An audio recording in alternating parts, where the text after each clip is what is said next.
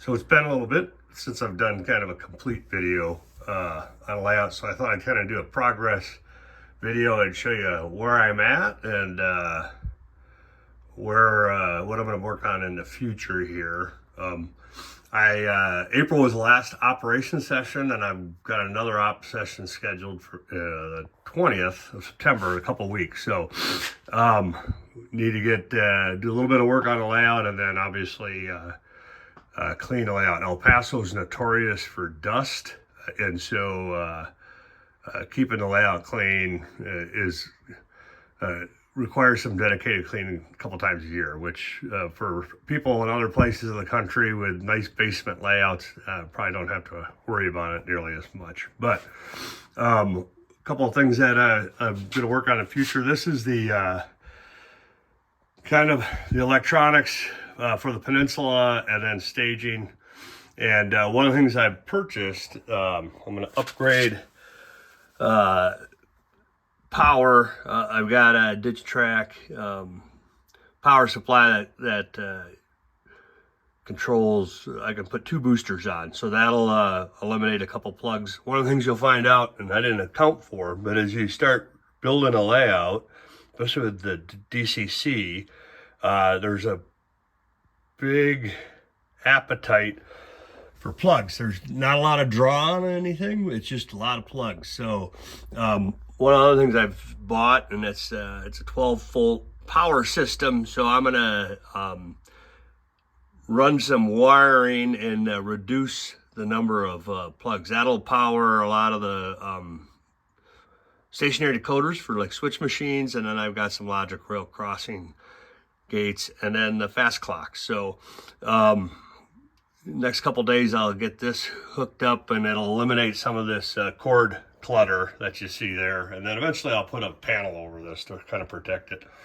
And then another thing I'm doing is fast clocks. Right now I'm plugging them in, and when I turn the power on, a lot of the power lights and switches on, the fast clocks come on. So I've added toggles to fast clocks so I can shut fast clocks off.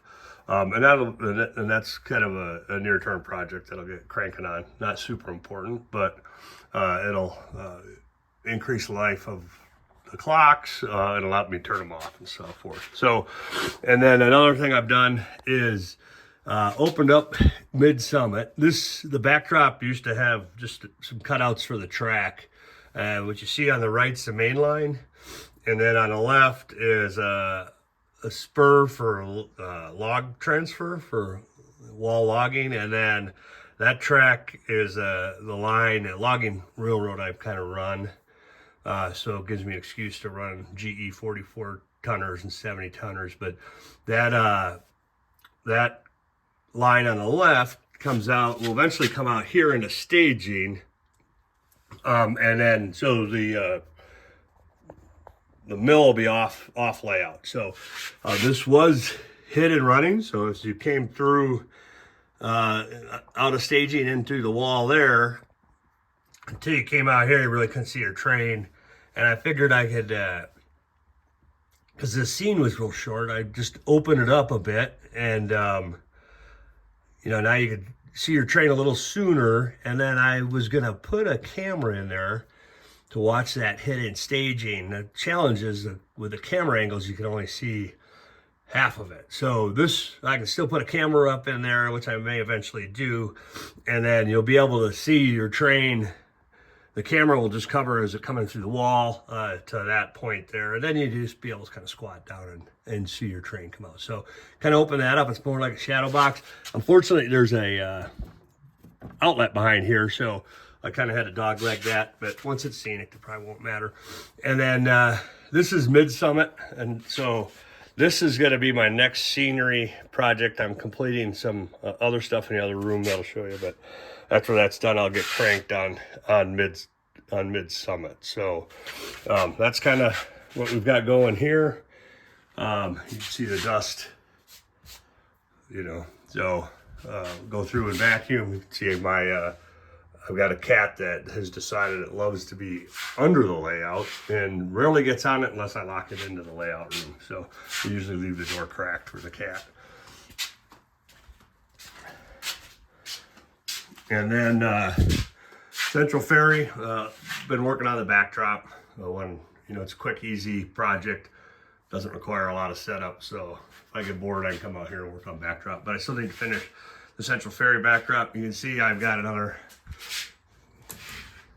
power toggle for the fast clock, and then I've got Grangeville. So I've done nothing with Grangeville. I don't plan on cranking on it. This is going to be the last area I get finished on the layout, I think. Even though when it's finished, it'll have a dedicated switcher, I think, and you know, keep an operator busy. But for right now, I'm just kind of holding off on Grangeville. I still have the ability to run the Grangeville local in, and then just put it in this. This is really just, this track becomes a staging track for the Grangeville local. And so that's kind of where we're at Grangeville.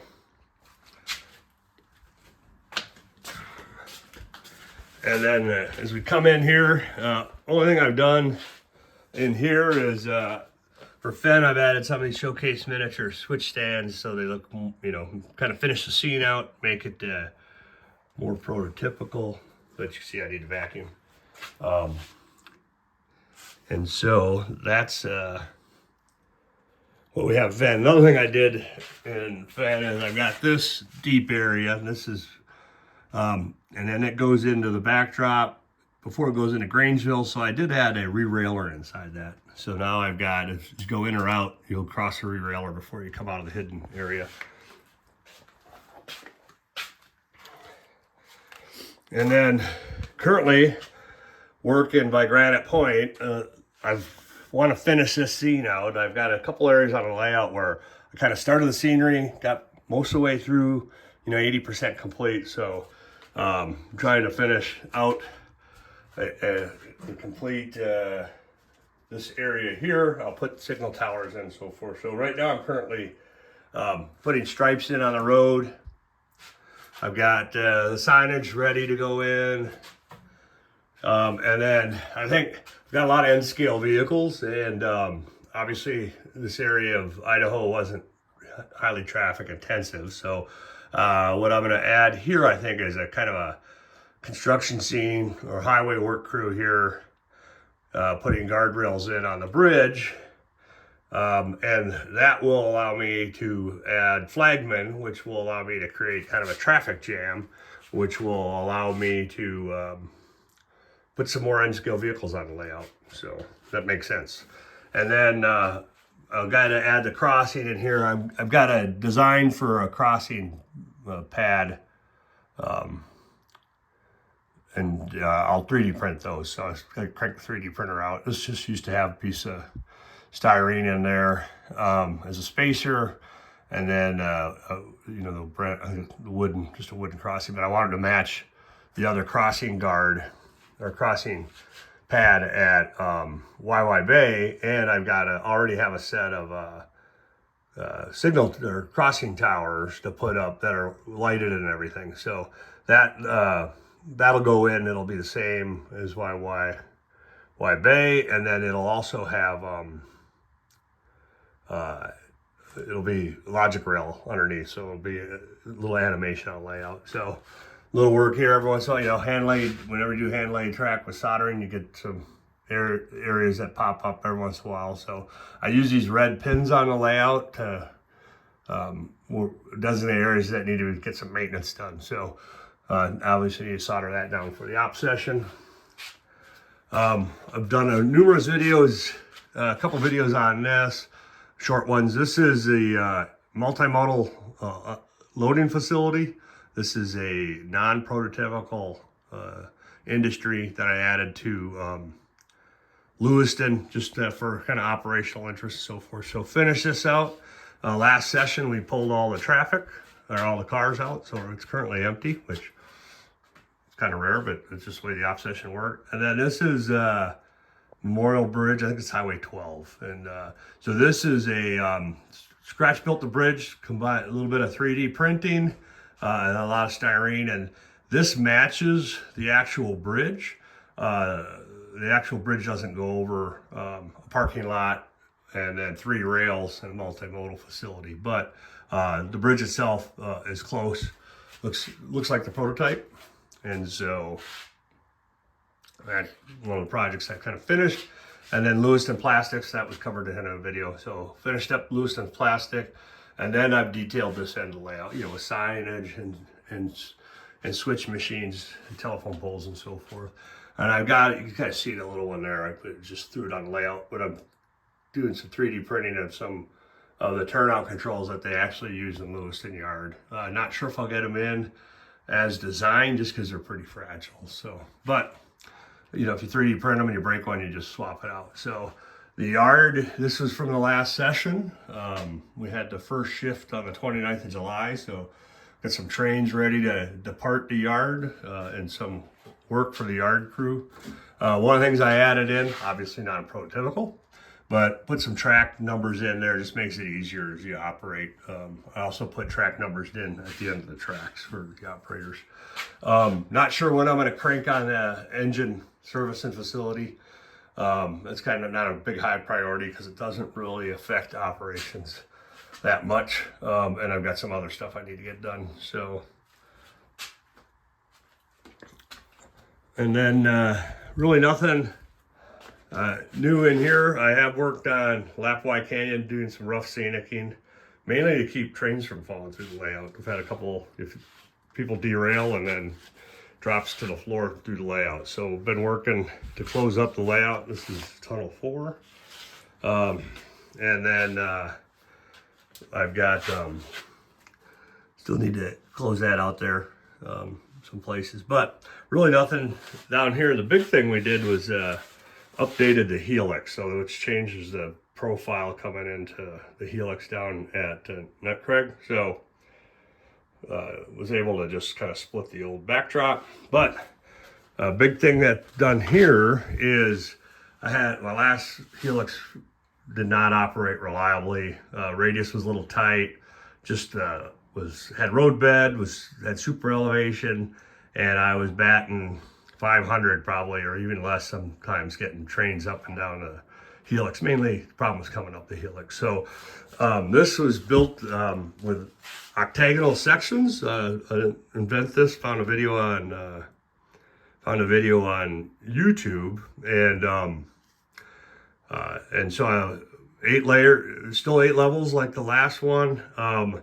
What I did though is I was able to open up and make the lower 6.5 levels a much broader radius. So it's the diameter is, I think it's 43 inches on the outside track, and then the inside track's like 41.5. And so between levels, the track goes up about 2 and I think it's 2 and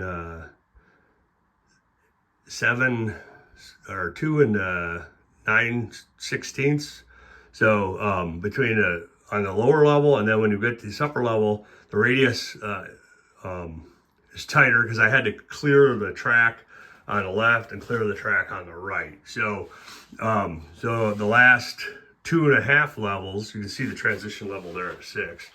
It's a diameter of 40 inches, and then about 38.5 on the inside track. So inside tracks predominantly will handle eastbound trains going down. So the increase slope on that really won't matter. And then the outer radius is still larger than my original Helix. So the outer track's used for westbound trains coming up the Helix. So so opened it up, and then had to redo the front fascia here. And so I just put a plexiglass panel in so you can kind of bend down and watch see where your train's at. And then one of the next projects here is I've got a drop bridge that goes in here. I think in the next couple months I'll get this track active. And this goes, this is CSR staging, the Clearwater Snake River staging. It goes back into the staging yard. There's 2 tracks dedicated to it. So right now I've just been staging the train right here on this section, but it's a short train, and then Every once in a while, I'll have to live stage during a session and pull the train off and put one on. So eventually I'll get that cranked. So that's kind of where we're at. Like I said, next op session's the 20th September. I'll probably try to take some video during that and post that.